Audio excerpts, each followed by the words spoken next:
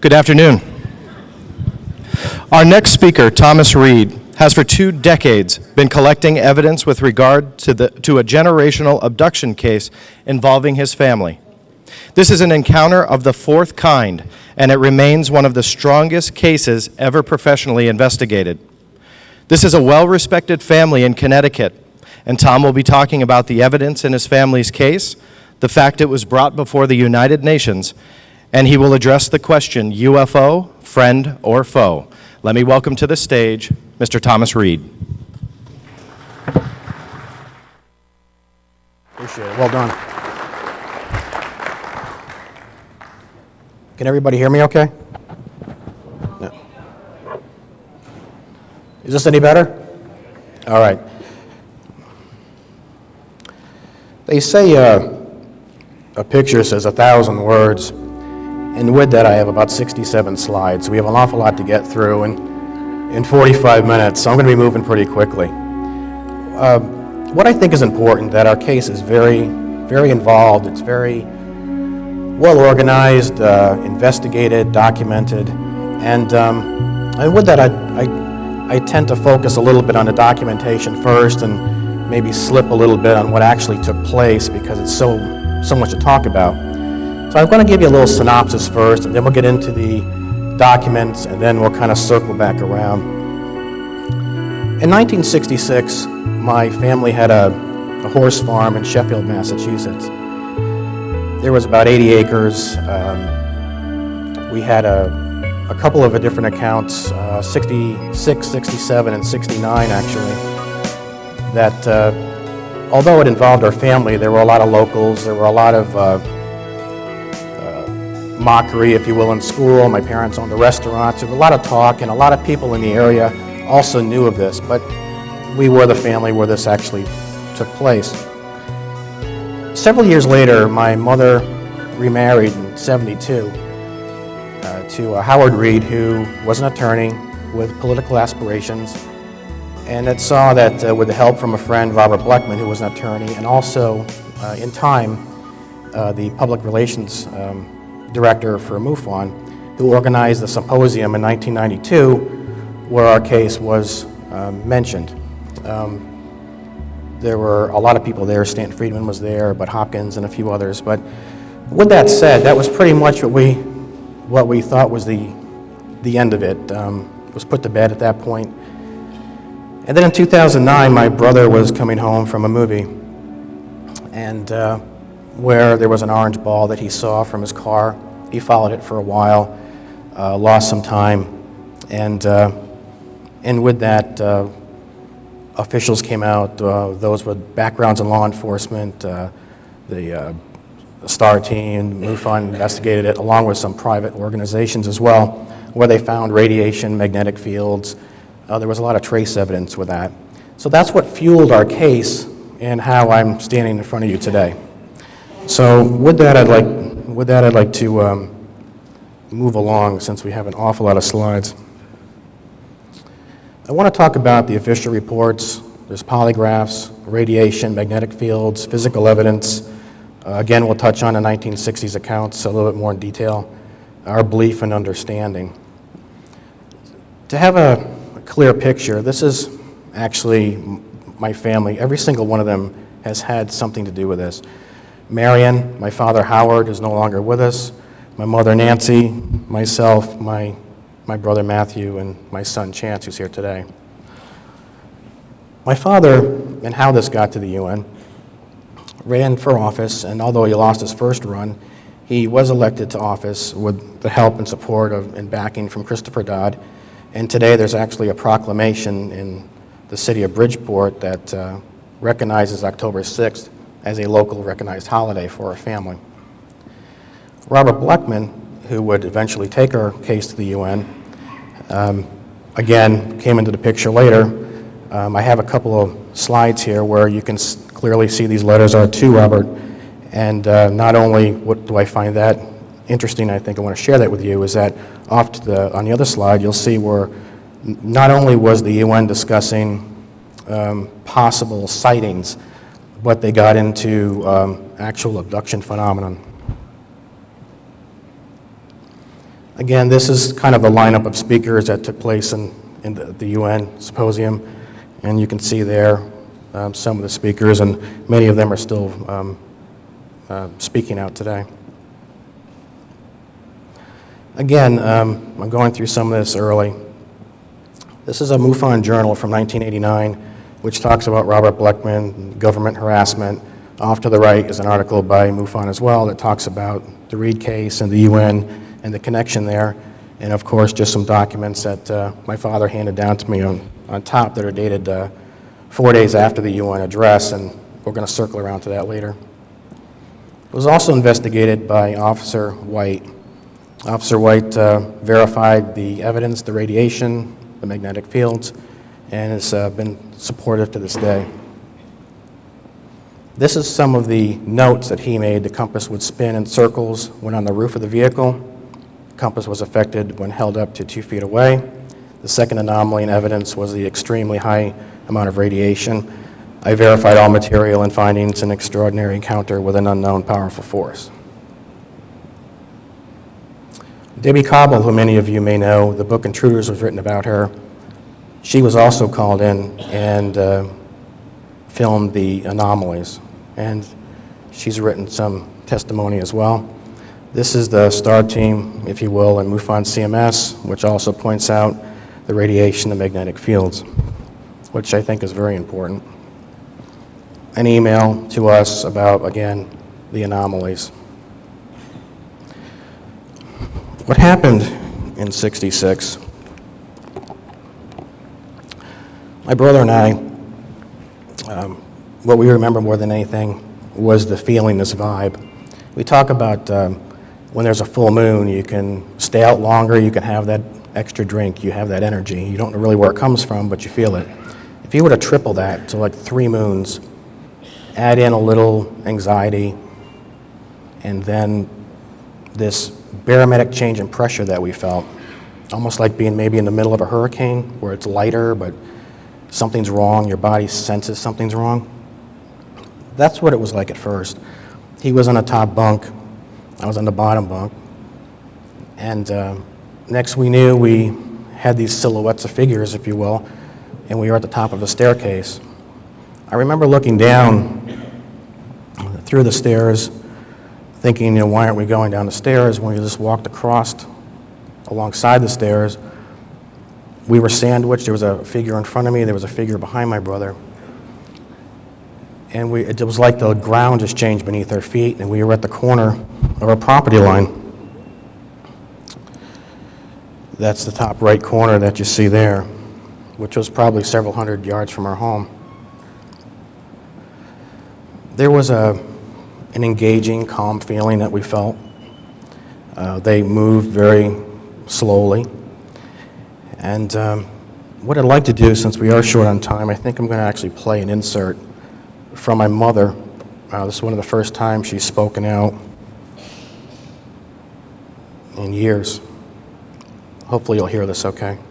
And have you had any other experiences beyond that? I mean, I think you had some later on. Later on, yes. Many years later on, as a matter of fact, when we had our home in Sheffield, Massachusetts, incidents happened again. And actually it started with my sons. Yeah. It wasn't so much directly with me, although I had never forgotten that. And when I'm talking to you about it right now, I can feel it exactly as it was in 1954. It was that frightening. But the connection seemed to come with Thomas and Matthew. And we lived on the farm, which is very far out of town. It was another very rural area. And they... whatever it was, I'll call them aliens for lack of another word, actually, they seemed to want to connect with them, my children. It wasn't so much myself. I was there. I remember the incidents very well from my perspective.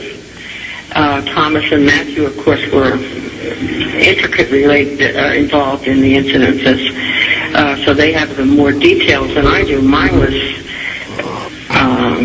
for instance, when they were missing, trying to find them when they were missing from the house, that kind kind of a thing. I'm sure Thomas has talked to you about this anyway. So, are you aware that your mother or anyone else in your past family has had any kind of experiences like this? My mother, not in the past, but she was living with us at the time, in the 60s when we had the farm, when a lot of the incidents happened to Matthew and Thomas, and she also experienced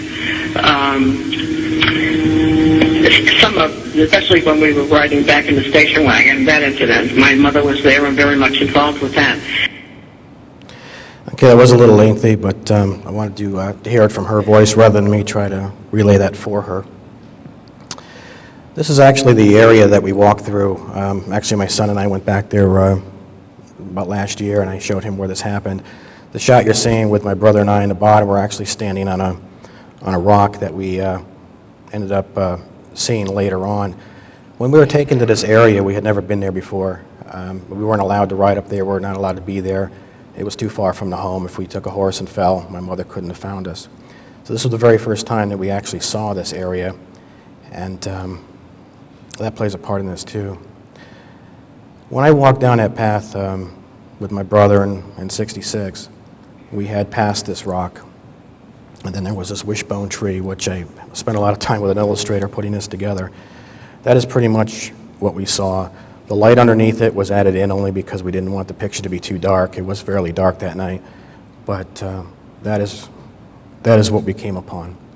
We came in on, the craft was actually lower. We were on a hill. We stepped down. The tree, the wishbone tree, if you will, was up on top of this bit of an incline.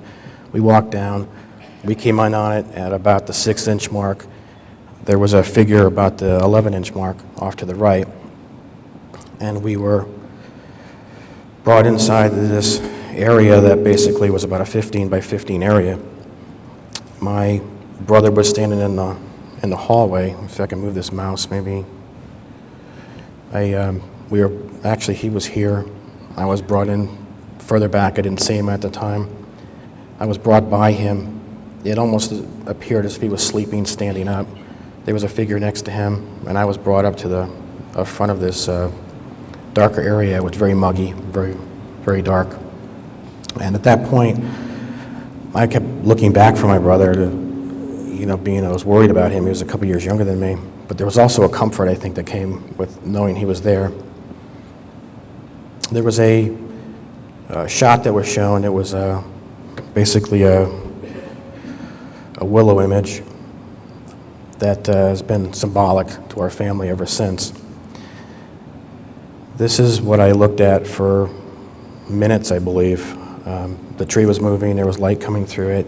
It was captivating to me. We had a black and white television set at the time, so it was very interesting. This is more like an indoctrination, if I had to label it as anything, because I don't remember much more happening than that. A year later, we had an incident that was very, very similar to that. So I don't get too wrapped up in this. I'm going to play an insert from my brother, if that would be all right. Probably the thing that sticks out the most was there's this energy in the air that always seems to occur flame. My brother actually explained it very well. When there's a full moon and you get that vibe that there's just a little bit of anxiousness in the air. If you were to take that same kind of feeling and multiply it by 3. And so now you have not just the anxiety, but then there's just literally a electricity in the air that you can almost cut with a knife. And there was these flashes of lights, and I thought there was a thunderstorm coming, so I kind of threw this blanket over my head. Flashes would admit, but there was no thunder. And then they got brighter and brighter, and to a point that they were almost completely penetrating the wall. You could almost see the light coming through the wall, not just the window. And things started to rattle. There was a hatch in the bedroom that went into a crawl space over our dining room, and that started rattling, and I thought maybe Tom was kicking in or something, making noise. It didn't make sense because we were very close, and he wouldn't tease me to do it, but in my mind, that's what I thought was happening. And literally, he was just gone. I leaned down, he was gone. I knew that he didn't go out the door because it was an old farm door that had a lift and turn kind of latch to get out, so it took 2 hands, and it made a lot of noise, so I knew he didn't go out the door. Literally, he was gone, and I jumped out and ran into my mom's room. It was at that point that I'd seen beings coming up the stairway into the bedroom. I was trying to wake my mom. They came into the room and were actually surrounding not me or my mother, but was actually surrounding my grandmother, which I think, again, makes this case very unique because of the family history that happened prior to me even being born, that my grandmother did speak about later on after this, but they were over her, and I was trying to wake my mom, and she was just completely out of it. And I couldn't wake her. She wouldn't move. She just would not wake up. They then left the room, and my mom was finally, I was able to wake her up, yelling, "Tom's gone, there's things in the house." Okay, I'm going to cut that just a little short. But what he's referring to is the second episode that we had, or the second, I'm sorry, hello? Can you hear me better now? Keep my head down. What he's referring to is the second night was a little bit different. The second night there was a flash in the room to the point my younger brother had covered his head. He felt that there was light coming in from pretty much everywhere. What I remember from that night was that I was in a conversation with my brother on the top bunk. We couldn't go to bed again. We couldn't go to sleep. It was just that same vibe, that same feeling that you feel. And all of a sudden, it looked like just a camera flash, basically. And I felt as if I was in an ocean wave. If you've ever been caught in like an undertow, I kind of rolled. I kind of felt like didn't know which way was up. And that was the last I remember, except for being found in the driveway by my mother, which I could actually play for you, but I think I'm running a little behind on time. This was what the craft looked like. I spent a lot of time with an illustrator, and this is about as accurate as I can get it. Some have asked, did it have windows? Well, I didn't see them, so I'm not going to just assume to put those in, but that's what it looked like.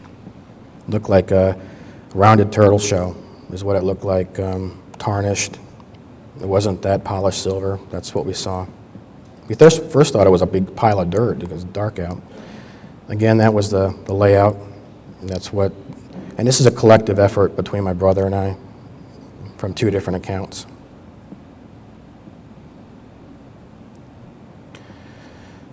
What really did it for our family was 1969. I was in a horse show. My saddle came loose. I was taking home on a different route, and I'd gotten a brown ribbon. I was pretty upset about it. So my family took me out, or my mother, I should say my grandmother, took me out for a bite to eat and an ice cream like most parents would do. We were in the tri-state area, up near the Connecticut, New York, Mass line, when I was giving my brother a fireball, actually. My grandmother turned around from the passenger seat and had looked over the back of the car and had seen lights coming in. With that, she tried to make sense of what this was, and while we were driving, it was a flicker almost from the trees and the lights in the woods, but I guess not being a novice to it, she kind of had an assumption. And we went a mile or so down the road a little further, and from what my mother and grandmother have told me, that the car just pretty much came to a stop. It just rolled off the side of the road. You could hear the stones clanking on the bottom of the car, and it was just dead silent. Everything went silent. Then there was, and we all remember this, just eruption of crickets, but it was loud. It was just went from dead silent to an eruption, and then we were in this holding area.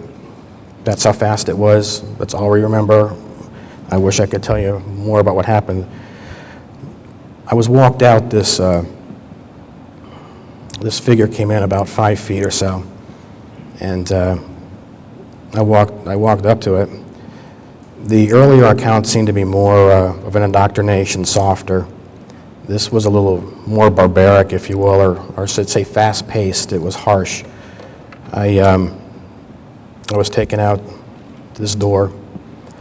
These walls here were extremely high.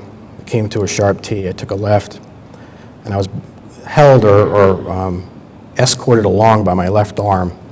There was a force on my left arm, and I was taken into this room.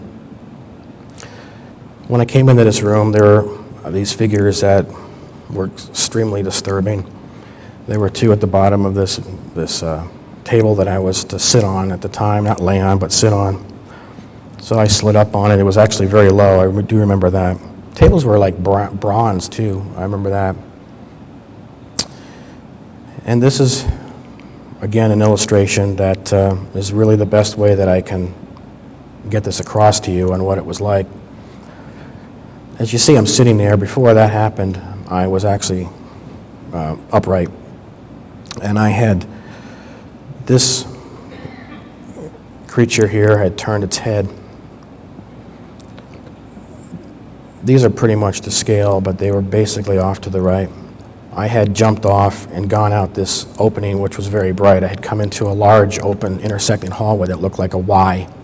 Huge, very wide hallways, 3 intersecting. There were 2 off to this side that were very close together. The third one was further away. So I came off center. And I didn't know where to go. It was like I ran into an auditorium. And I was taken, I was grabbed, and I was put on this table, as you see before you. There were holes in the side of it, and this thing had lowered over me. It was like a cage. I felt it was to keep me from running. And there were these pieces that were actually put through the side of it, which that actual top picture was just a raisin. But I referenced them as rocks when I was a child because there were something placed on my leg and my side and my face. And to be quite honest with you, that is really the last thing I remember, except being brought back into this holding area and then being brought back to the car with my family. My mother and brother and grandmother all remember something somewhat similar. My grandmother, when we came back, was found walking in the middle of the road. My mother was in the passenger seat. My brother was out, his head was on my knee, like in a fetal position. I opened up my door. My grandmother was maybe 15 to 20 feet in front of the car. She was the only one conscious. I got out, I started to walk towards her.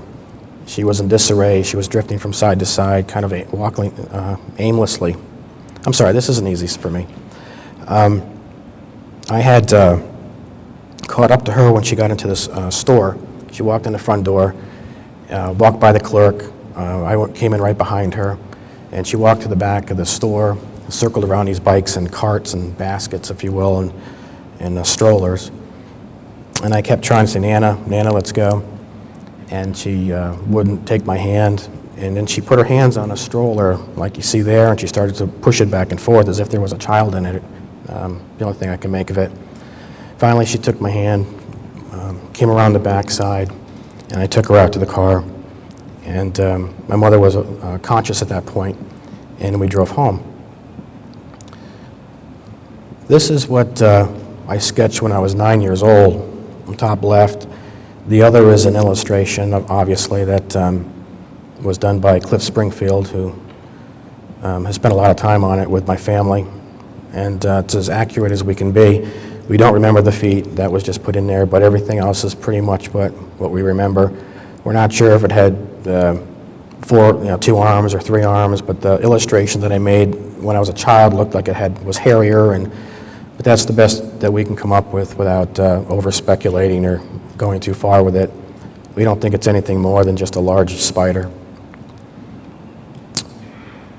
Later on, our family was pretty shook up. My bedroom was moved. I was moved into my mother's room. My mother came in to give me a kiss goodnight. Since my mother was actually divorced at the time, she used to come in all the time, twice, to say goodnight to us. And the second time I was half asleep, I guess, and she came over to give me a kiss goodnight. I saw her head come towards me, and I had taken a fork. I used to sleep with a fork, and I had actually caught her in the forehead with a fork, to give you an idea of how this was for me. What was interesting about that, too, is this was years later. My mother had since planted a willow tree at a watering hole for her horses, and I could see it out my window, so sometimes I think maybe that triggered something.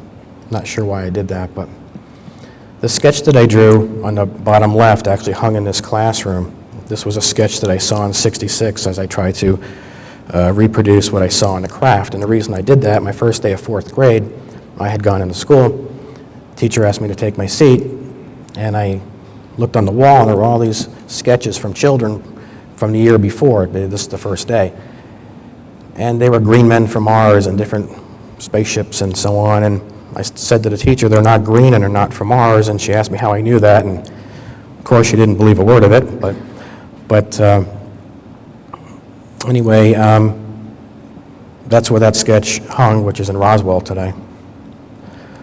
I get these sent to me, since we're on the topic of that sketch, sent to me from people.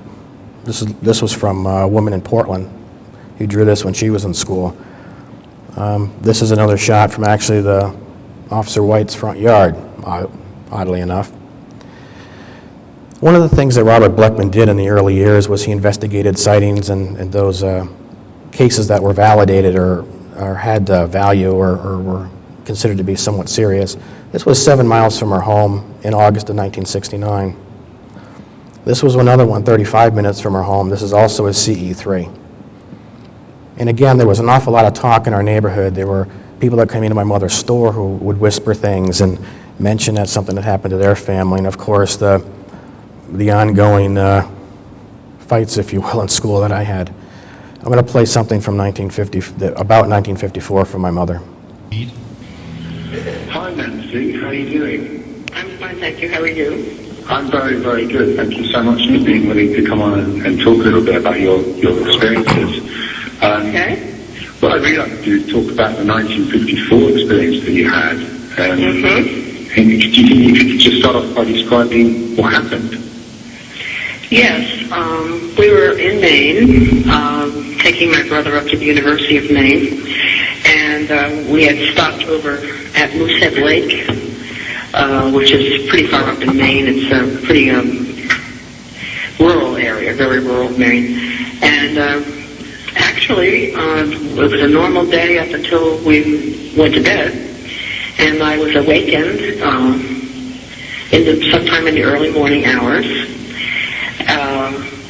Strangely enough, I was awakened by a presence that was in the room with me, and I felt that my bed was surrounded by something. And I actually found myself very frightened and found it impossible to speak out loud. I couldn't call to my mother or anyone else in the house, or the cabin, I should say. And I couldn't move. And I felt like I was being observed by a number of creatures, if you want to call it that, or people or whatever. It was I've never been that frightened in my life. I've never been unable to move or communicate with somebody. I could barely move my hands or my feet. I was just frozen. And this went on for a long time. It was daybreak before I can remember suddenly finding myself released and able to move. And so did you perceive yourself ever leaving the room, or do you think you stayed in the bed? No, I think I was being observed. I don't think I ever physically left the room. Okay. I think I was being observed for some unknown reason, and it was a very, very frightening feeling.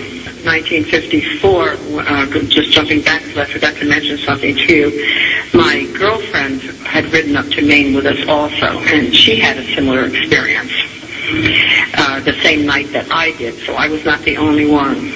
Oh, really? In the cabin that experienced that. That was not just me. What's interesting about that is this, that around that same week, there was a count that Robert brought to our attention. It was also the James Howard flight, which was in Gooseneck Lake, I guess, right over the Canadian border.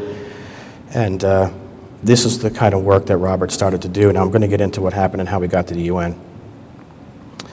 This, again, is part of that Robert Blechman's work that he did. This is actually, again, taken from that James Robert flight from New York to London. This is actually a shot, apparently, of the craft that was where they dispatched an F-94 fighter jet to it. And again, this is only about 50 miles from where my mother and grandmother were that same week. Over time, we've been able to spot some abilities in our children. I'm going to move along quickly here, but this is a composite score. This is actually from my son, who's here, where he fell into the 127th percentile. He beat an unbeaten chess pro in 4th grade. These are things that we were not really looking for, but just happened to look back on now and say, you know, could this possibly be something more than what it appears to be? This is a shot of my son, obviously, sitting and walking a tiger. I don't know how many of you have children that do that, but I found it to be a little different. And again, this is, again, some of his records showing way in the superior range. He was tested at the Miami Children's Hospital, and he was tested in Knoxville, and where he was found to have some heightened abilities. Now, we moved to 2009, which is how this whole case got fueled. An orange ball was seen by my brother as he came out of a movie theater. Now, this is 40 years later. He was with a friend. He found himself shortly after in a field in Brownsburg. There were YouTube videos shot of this thing. Different teams came out. Again, MUFON, independent aerospace groups. Again, there was some law enforcement. And doctors looked at my brother to find that he had puncture wounds over a gland that produces the body's immune system. He also had 2 more behind his right ear. Debbie Cobble, who the book Intruders was written about by Bud Hopkins, had come out with a camera. This is what she had to say, that she witnessed the compass spinning. Again, we're kind of circling around right now to show you why I mentioned that in the beginning. And I want to show you the compass. This was actually filmed by Debbie Cobble in 2009. These are how strong the magnetic fields were around our vehicle.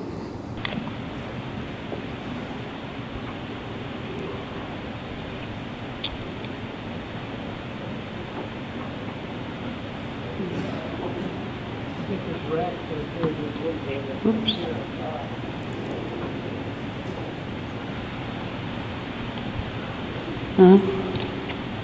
When I get near the end, it starts to spin. There it goes. I'm down at the end of the vehicle.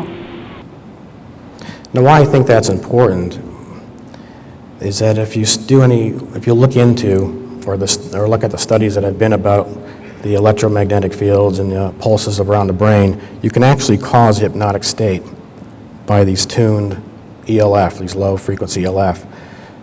Hypnotic state is 10 hertz. So what happened with my brother and what happened with us in the 60s, we think was nothing more, this vibe that we felt was nothing more than something generated, a type of or a form of or a tuned ELF. I could be wrong, it's just a theory that we have. In Indianapolis, how this also became was there was actually a little something on Fox News. Alien encounter case drawing national attention. Thomas and Matt Reid say as young boys, they were taken from their home by odd-looking creatures. Matt now lives in Brownsburg and says he had another encounter in 2009. They're both here this morning to share their story. And I want to start with, I know there are a lot of people watching, they're going to say, what are you guys talking about? This is crazy. I know that you guys take it very seriously and you're offended when people say, don't take you seriously, right? Well, I don't know if it's really that. I just think that you have to look at the facts, and the facts speak for themselves. I mean, there was radiation, there were magnetic fields. It was discussed at the United Nations in 1992. It's a credible family. My father was in politics. Senator Dodd was a backer of my father. This happened back in the 1960s. The first time? Yeah. Okay. And it was kind of historic in some respects, but it was kept quiet. And then in 2009, when Matthew was involved with this case here, it kind of fueled everything. Yeah. And it was taken very, it was handled very professionally. Let's talk about what did happen, and let's start with 2009. Right. What happened, and describe to us. And I know we have some photos and some pictures of things. Right. In 2009, it was a typical evening, and a friend and I, we came back from a movie, and essentially saw this orange ball of light, started to follow it. My vehicle completely shut down. There was almost $2,000 worth of damage to the vehicle, the electrical system. I have an hour and 32 minutes of missing time. I do have flashes of what occurred then. But when I contacted my brother, because he's been documenting this for nearly 30 years, a team of professional investigators from a privately funded aerospace company came out, and they documented the fact they found trace radiation on my vehicle, strange magnetic anomalies to my vehicle. All of a sudden we have some professionals that are now investigating the case, and they went back through our family history with a fresh set of eyes. One of the officers has over 30 years of crime scene investigation experience and reevaluated everything that occurred, and then we could suddenly see patterns that have occurred since the 60s. It's pretty interesting discovery. Okay, I'm being told I gotta move it along. Wow. Not me. Okay, I'm going to try to wrap this up as quick as I can. I wanted you to hear a little bit from my family, not just me, and I wanted you to see a little bit more than just a story or hear more than just a story. I wanted you to see that there are a lot of documents, and there's a lot of value, and there are a lot of cases that have an awful lot to offer. And with that said, I think that, and hopefully that this case will be looked at in that light, and we'll be able to continue the work that we're doing to bring more evidence forward and more documents. This is something that you might, again, we're working on now to try to make sense of. I can't really say for sure what happened here, but I just want to share this with you. My father and Robert Bleckman were going to write a book. This was in 2006. When Robert Bleckman, I showed you those earlier papers that came back that he had from the UN or whatever, and his personal papers that he had. My father went to work, was found very sick in his office, was rushed to the emergency room. The CDC actually was called in. The department said that they weren't sure if this building that he was working at, he was now a principal at a school, he stepped down from politics, was where they found this virus, and apparently it was. It's been shut down. The school has been closed and condemned since the day my father died. There's now a bench in his honor that sits in Bridgeport, Milford actually. Robert Bleckman, who took our case to the UN, passed shortly later, June 18th, 2008. Again, these are some of the papers that were brought back that my father turned over to me. Whether it has anything to do with it, I can't say. I just want to share this with you. This is a doctor that evaluated our son, evaluated the marks on my brother's chest. This date, if you look to the top left, September 15th, 2010. He was found dead 8 weeks later on November 12th, 2010. Leave it up to you. They say a scoop mark has something to do with it. We have them. This is the one I have in my arm, whether it does or not. This is my polygraph test. I took a polygraph just recently in August, after this all happened, in August of 2010, which I passed with no deception. Something that does seem to be of interest to people is the Rh negative factor, whether, again, it is or it isn't. I'm just letting you see this for yourself. 9 of us in our family are Rh negative. That's probably a little different. These are a couple more illustrations I did as a child, and what I feel about the Rh negative factor. I'm going to play something for you. Sorry about all the embedded information, but I know I only had 45 minutes today, and I'm trying to get through it as quick as I can. If all of mankind evolved from a common ancestor, why isn't everyone's blood compatible with one another? Where did the Rh negative come from? As many of you are aware, embolic disease is the allergic reaction that occurs when an Rh negative mother is carrying an Rh positive child. Her body builds up antibodies to actually destroy the alien substance, the same way it would a virus, thereby terminating the infant. Why would a mother's body reject her own offspring? Nowhere else in nature does this occur naturally. This problem does occur in mules, the cross between a horse and a donkey. The fact alone points to the distinct possibility of a cross-breeding between two similar but genetically different species. No one can explain where the Rh negative comes from. I, as well as most familiar with blood factors, admit that these people must at least have a mutation, if not being descendants of a different ancestor altogether. Quick insert from my mother on her feeling about this. So how do you feel looking back? I don't talk about it much, and I don't even like to talk about it, to be perfectly honest with you. But I've always felt that the experiences were mostly something from another aliens that were actually trying to communicate with us and learn something about us. It's frightening because of the way these experiences came about. But in actuality, I don't think it was meant for harm. I think it was more like a biological thing, where they wanted to see how we operated here, or observing, I guess is what I'm trying to say. Changing my belief, because I believe that we're all part of a creation. I think we're all part of a larger world. So the fact that I'm frightened was probably strangeness. They didn't hurt me physically. But I certainly knew that they were in control of me, and as I understand it from Thomas and Matthew, their experience is related to sort of the same thing.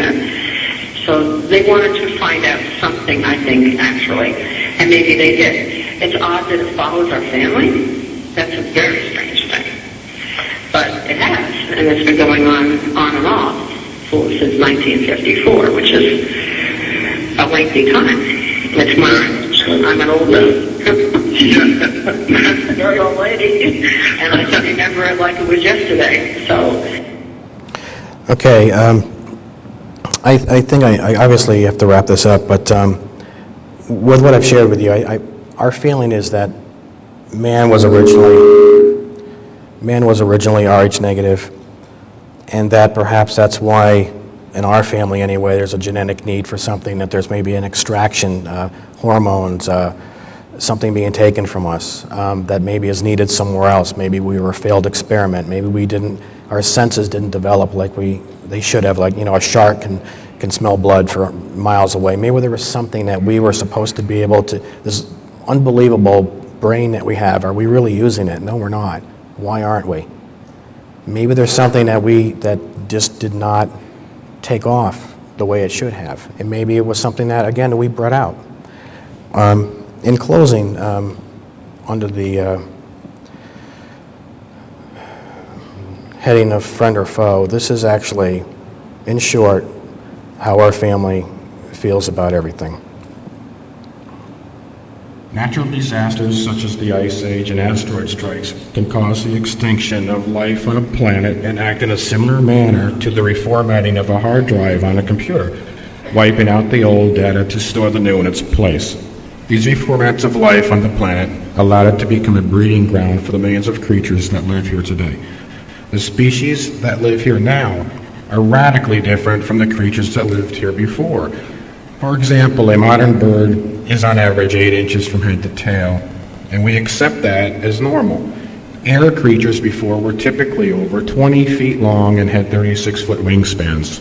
I find it interesting that a planet that has experienced multiple extinctions due to planetary disasters now seems very well organized, populated, and reassembled with an estimated 25 to 100 million diverse species existing today. I personally believe that mankind is part of this repopulation and that we are the product of previous gene manipulation and DNA splicing by these extraterrestrial entities to manufacture a new species with a specific biological quality common to both us and them. I believe we are distantly related in that they are harvesting particular biological products such as hormones or antibodies from specific biotypes to create a purified hybrid species somewhere else. If I have time for questions, anybody? I got 3 minutes? Okay. Anybody? Was that clear? This is just how I feel about it. Yes, go ahead. I'm sorry? Is this the first time you've actually encountered false? It's the first time I've used embedded audio. Can you repeat the question so everybody can hear it? Repeat what he said so everybody gets it. Is this my first time in a conference such as this? It's the first time I've embedded audio clips for my family. Over the past couple of years, I've really tried to speak for them. And in a lot of ways, it makes it very difficult because then I tend to, how could I know that? How could I know this? How could I know that? When in fact, it was actually relayed to us. We've got folders and binders that we've been keeping ever since the 60s. And so now that the rest of my family is in some way going out and speaking on their own, I've tried to use their words now rather than muddy it, if you will, with me trying to make sense out of what they feel. I hope that answers your question. Early in your presentation, you showed a diagram of the disc, and above that were some symbols. Where were those?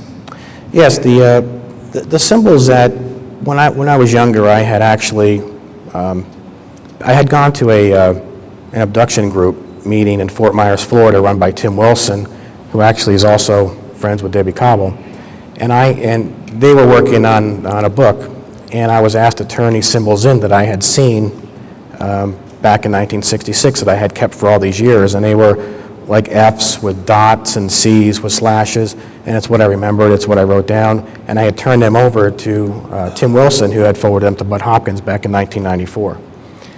So the symbols were on the disc? The symbols were on a table, actually. When I was in the hallway, the room was large, it was black, there was one table over here, there was one in front of me. They were, one was at 3 o'clock and 9 o'clock pretty much, and they looked somewhat identical. They're very low. I could see underneath them, I believe that they were like an L, if you will, and on top it looked bronze, and there were etchings, and I had scribbled them down, and if anything, it would resemble maybe Braille in some respects, and I just wrote down what I felt I saw, and I've kept them ever since I was a child. And thank you. That's it? Okay. I hope I was able to add a little bit more than just a story and able to offer a little bit of tangibles and documentation and proof, and I want to thank you. Thank you very much. I'm sorry, I never liked going. Just walk out? Yeah.